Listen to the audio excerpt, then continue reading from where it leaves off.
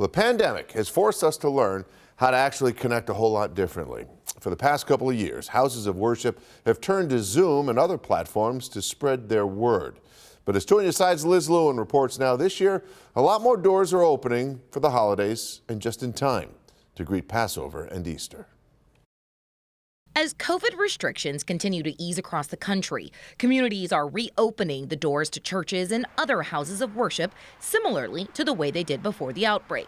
In fact, according to a new study by Pew Research Center, of the American adults who say they attend some sort of religious service, 43% of people say their house of worship is currently open and holding services pre-pandemic style.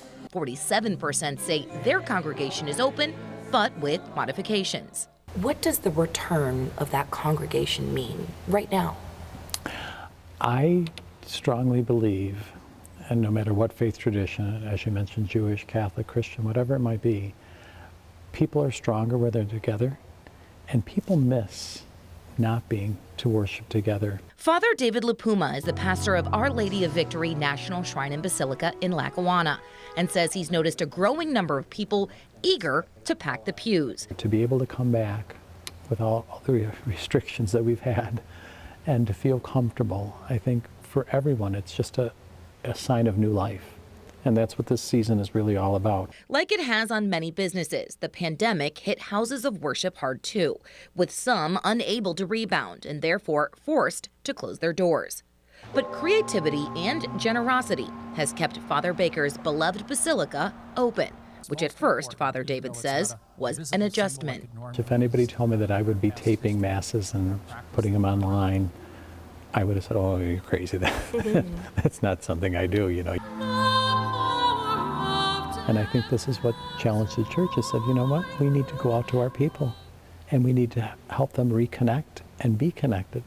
Those two things helped to keep Temple Beth Tzedek in Williamsville open too. There was this sense of community spirit that we have to do what we can to keep the synagogue going and to remain relevant in people's everyday lives. With many families gathering tomorrow for Passover, Rabbi Adam Rosenbaum says he's extremely grateful that once again, tables and synagogues are seeing the return of fellowship.